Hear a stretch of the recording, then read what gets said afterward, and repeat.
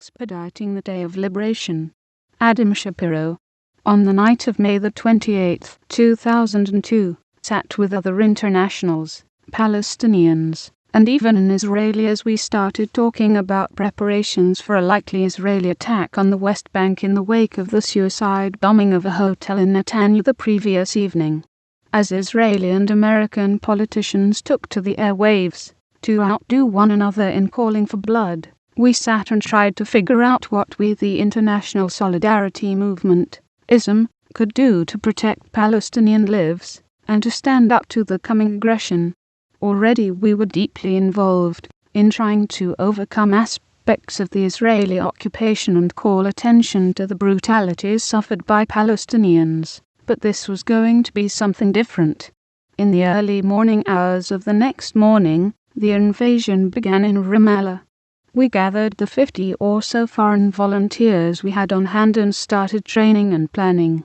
Meanwhile, one of my colleagues and I got aboard a Palestinian ambulance to provide international accompaniment for it as it made its rounds in the city. Over the coming days and weeks, Israeli tanks, soldiers, and helicopters would invade and attack all the major cities of the West Bank, except Jericho and Gil, injure and detain thousands of Palestinian civilians. While the cycle of violence spun out of control, a new phenomenon was developing, as hundreds more foreign civilians came to an active battleground to join in solidarity with Palestinians, much to our surprise. The ISM had planned a 2-week campaign for this time, but we fully expected most of the participants to withdraw once the images from Ramallah, Bethlehem, and Jenin were broadcast back home. However, by the middle of April, over 200 international civilians of all ages came to join in solidarity and to try to protect Palestinians. In fact, since 2001, when the ISM was launched to engage in non-violent popular resistance to the Israeli occupation in solidarity with Palestinians, more than 7,000 foreign civilians from over 30 countries have come to the West Bank, Gaza, and Jerusalem. Even after the brutal murders of Rachel Corrie and Tom Handel, and the severe injuring of Brian Avery, Tristan Anderson, and Emily Hanochoix, volunteers continue to come to join the struggle in Baipin, Budrus, Nalan, Jairus, Nablus, Silwan, the South Hebron Hills, and elsewhere. In addition to ISM, there are many other locally focused groups that have sprung up, developing solidarity relationships with specific Palestinian communities and villages. Documentary films, books, art, and poetry have reported on and been inspired by these experiences and relationships, all serving to bring out of Palestine a more rooted understanding of what is happening on the ground than any media organization bothers to provide.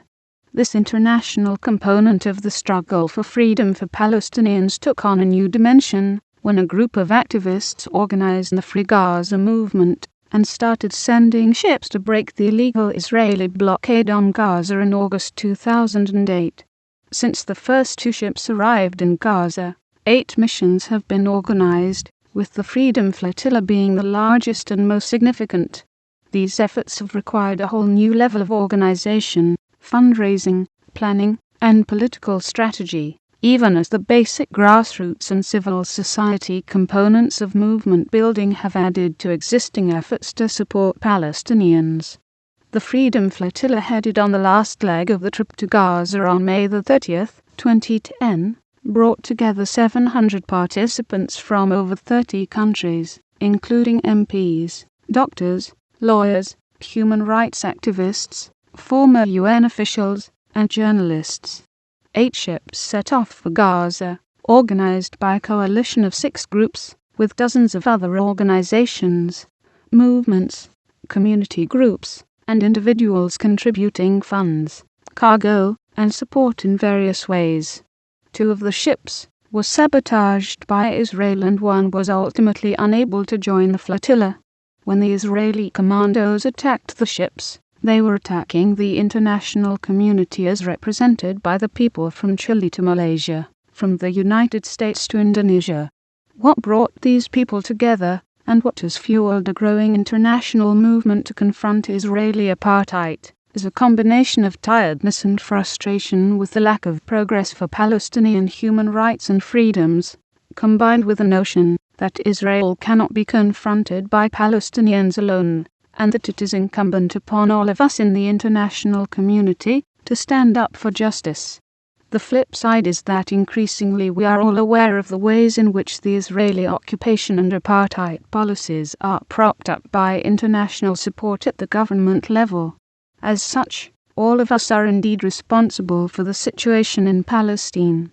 While the direct action component of this international activism for Palestine, a kind of global intifada, is manifest through the ISM, the Free Gaza Movement, Viva Palestina, the Gaza Freedom March, the International Women's Peace Service, and other such groups, the work back at home is taking off in new directions.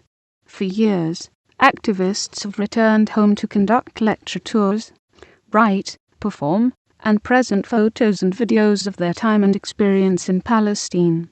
Building on expanded community awareness and increased acknowledgement of the devastation the Israeli occupation is causing to the Palestinian people, international civilians are seeking ways to make their voices heard and challenge these policies. In the United States, for instance, lobbying elected officials seems both impossible and meaningless, given the vast support for Israel from the US government and US taxpayer money.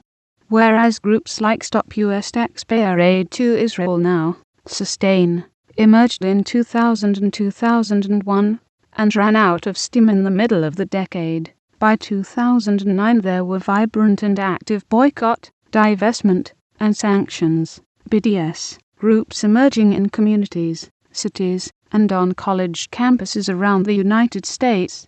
The BDS movement is an international effort that in a mere 5 years has already earned major successes in a number of countries and on a number of fronts. From a Dutch bank that removed its investment in a French company building a rail link in occupied East Jerusalem, to a Canadian postal workers union that voted to endorse divestment, and from a US university that voted for divestment from US companies complicit in the Israeli occupation, to internationally renowned artists like Santana and Elvis Costello who have cancelled their concerts in Israel to boycott Israeli policies. BDS is showing real results. In fact, the BDS effort has been so effective that there are already news articles appearing regularly in the Israeli press calculating the costs to Israel's economy and prestige as a result of this nascent effort. The BDS movement is a response to the call for such action by Palestinian civil society in 2005, but that could not have happened without the already prepped and ripe audience to receive that call. Through all of these efforts, the direct action and BDS, as well as countless other international works in film, art, music, and literature, the front lines of the Israeli-Palestinian conflict have shifted, and the discourse of the conflict itself has been reformulated. And this reconstitution of the conflict has the potential to deliver radical change toward freedom and justice. Up until the 1980s, the PLO as a vibrant political military social organization was able to confront Israel primarily from abroad, including from neighboring states as well as in various international forums. And while there were always solidarity efforts to support Palestinians during this time, the locus of the conflict was between Israel and the PLO. As the PLO experienced a dramatic decline by the late 1980s, culminating in the decision to support Iraq in its decision to invade Kuwait in 1990, Palestinians inside the occupied territories launched an intifada which drew the attention and sympathy of the world, even as most international supporters could do little more than hold protest rallies or complain to their elected officials.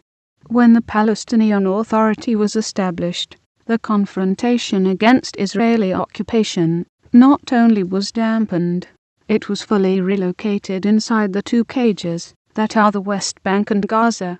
By the time the next intifada was launched in 2000, Palestinians were arguably at their weakest, most vulnerable strategic position since 1948.